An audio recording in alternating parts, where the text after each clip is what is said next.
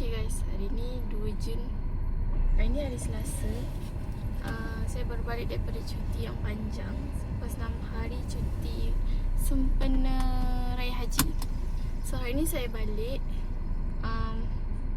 dan ada suara hari ni gegar-gegar. Sorry, maafkan saya. Fokus. Hari ni ada perkara yang besar berlaku di dalam sejarah saya bekerja di sini sebagai intern. Hari ni saya dapat menyaksikan memang macam nak nangis. Saya menyaksikan bos saya memarahi pekerja dekat sini. Sebab kuncinya adalah pekerja Bangla yang bertugas di sekitar office, diorang bergaduh. Saya tak menyaksikan perkara ni di depan mata saya, tapi another co-worker which is office staff, dia cerita dekat saya dan saya kat depan pintu office. Saya nak keluar, nak pergi plot kan. Tiba co-worker saya beritahu, tadi ada orang gaduh, dia orang tumbuk-tumbuk sampai ada berdarah kepala. Lepas tu dia orang ada baling-baling basket ni yang kami akan guna untuk letak sayur, untuk angkut sayur apa semua kan. And then masa saya datang tu, saya terkejut sebab saya dengar bos saya tengah jerit marah staf Bangla tu. Sebab ayat dia macam, bos saya cakap macam ni, lagi mau lawan macam tu lah. Dia macam kita dah tegur dan marah, lepas tu dia orang masih nak menjawab. Pekerja-pekerja masih nak menjawab, dia nak defense dia orang punya action which is not appropriate at all. Dia orang memang bergaduh tadi. Asalnya 2 orang je bergaduh, driver and 1 orang yang buat packing sayur. Dia orang bergaduh berdua je. Lepas tu yang lain pun join sekali. Macam dalam macam dalam filem lah, macam tu lah. Itu yang diberitahu oleh saya. Diberitahu pada saya. Dia orang join, ada orang lain join sekali, tumbuk-tumbuk apa semua. So bos decide untuk tolak gaji semua orang yang ada dekat tempat tu. Sebab kalau tengok CCTV pun kita dapat tahu conversation punca dia orang bergaduh.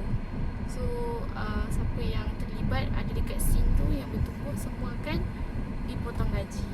And that was the first time saya menyaksikan bos saya tinggikan suara. Tapi comel lah, dia macam, ya Allah ya Tuhanku. Dulu masa saya intern, saya macam saya tak expect bos saya ni akan jadi orang yang akan boleh marah orang lain. Dan akhirnya hari ni 2 Jun, I can finally see that happen right in front of my eyes.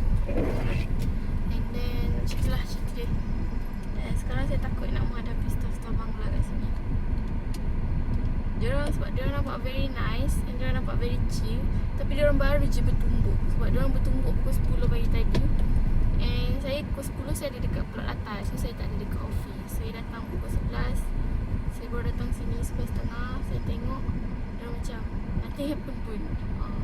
Tapi bila benda tu sampai kat, cerita tu sampai kat saya, baru saya macam, oh no wonder lah hari ni muka dia macam lain sikit, macam serabut sikit. Nampaklah driver yang mula-mula bergaduh tu, hari ni tak tahu dia punya face expression tu more like to be, you know, dia macam baru lepas cerai. Macam tu lah, macam over pula kan, macam tu. Lepas tu ada orang yang selalu bercakap, hari ni dia tak cakap, diam je kan. Saya macam agak rugi lah, kenapa lah pukul 10 saya kat atas. Kata saya boleh menyaksikan filem aksi di depan mata saya, tapi benda tu not should be happen lah. Tak bagus lah berlaku. Tapi saya macam, I want to see that. Saya tengok, saya cari-cari lah kok ada bekas-bekas darah kan. Terus macam tak ada. So dia kata dia maling-maling bakul kan. So I try to look for bakul yang dah damage, tapi macam tak ada. Ataupun mungkin ada, saya yang tak perasan. So itu saja saya nak cakap. Hari ni baru separuh hari bekerja saya selepas saya cuti lama. And a lot of things happen. Saya pun macam, hari ni saya datang kerja, saya kurang confident. I don't know why. Maybe because saya penat sebab drive semalam ke.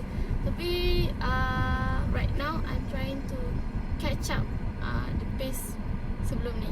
Catch up the semangat, catch up the spirit, and habiskan hari ni dengan cemerlang. Itu saja. Bye bye. Nak pergi makan. Jom.